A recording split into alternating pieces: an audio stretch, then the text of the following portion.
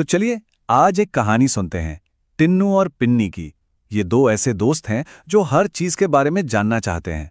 उनकी ये कहानी हमें समय के एक अनोखे सफर पर ले जाएगी। तैयार हैं? चलिए शुरू करते हैं। अच्छा, टिन्नू और पिन्नी की एक आदत थी। वो कुछ भी देखते तो उनका एक ही सवाल होता, ये कैसे काम करता है? अब चाहे वो कोई खिलौना हो या आसमान में चमकता सूरज, उन्हें हर चीज के पीछे का राज जानना होता था। मानो उनकी दुनिया सवालों से बनी एक बहुत बड़ी पहेली हो। तो हुआ ये कि एक दिन खेलते खेलते दोनों पहुंच गए अपने दादाजी के पुराने स्टोर रूम में।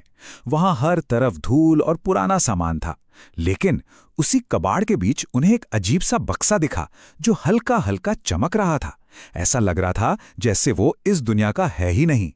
अब टिन्नू ठहरा टिन्नू, उससे रहा नहीं गया। पिन्नी कुछ कहती, उसे रोकती, इससे पहले ही उसकी उंगली उस बक्से पर लगे एक बड़े से लाल बटन पर पहुंच गई और खट, उसने बटन दबा ही दिया। और बटन दबते ही जो हुआ, बक्से से तेज तेज आवाजें आने लगी, बीप बीप। और उस पर लगी लाल और हरी बत्तियां ऐसे जलने बुझने लगी जैसे उन्होंने किसी सोई हुई मशीन को नींद से जगा दिया हो। और फिर अचानक वुश, ऐसा लगा जैसे पूरा का पूरा कमरा एक बवंडर में बदल गया हो और गोल गोल घूमने लगा हो। सब कुछ धुंधला पड़ गया। टिन्नू और पिन्नी ने डर के मारे एक दूसरे का हाथ कसकर पकड़ लिया। वो कहीं जा रहे थे, पर कहां, ये उन्हें बिल्कुल नहीं पता था।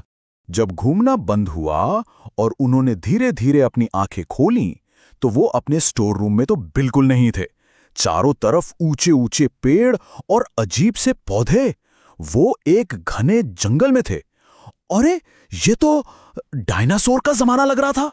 इससे पहले कि वो कुछ और समझ पाते, एक जोरदार दहाड़ से पूरा जंगल कांप गया। गर्र। उनके ठीक सामने एक बहुत ही बड़ा डायनासोर खड़ा था। पिन्नी ने डरते डरते कहा, टिन्नू, ये तो कार्टून वाले डायनासोर से भी कितना बड़ा है। तभी उस जादुई बक्से से एक आवाज आई, सीखो और आगे बढ़ो। तो उन्होंने चिल्लाने के बजाय चुपचाप पेड़ों के पीछे छिपकर उस डायनासोर को देखना शुरू किया। और जानते उन्होंने क्या देखा? कि वो इतना बड़ा जानवर तो बस शांति से पत्ते खा रहा था। यहीं उन्हें अपना पहला सबक मिला। चीजें हमेशा वैसी नहीं होती जैसी दिखती हैं। ध्यान से देखने पर बहुत कुछ सीखा जा सकता है।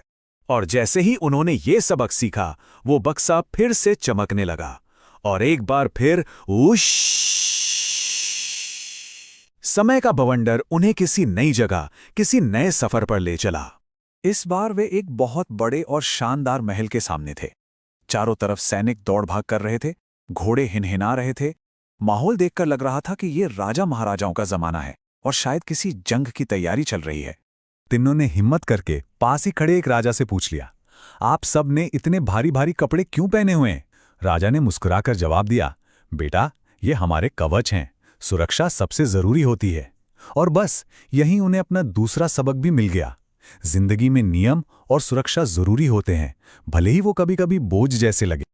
और फिर वही हुआ। जैसे ही सबक पूरा हुआ, बक्से ने उन्हें एक और सफर पर भेज दिया।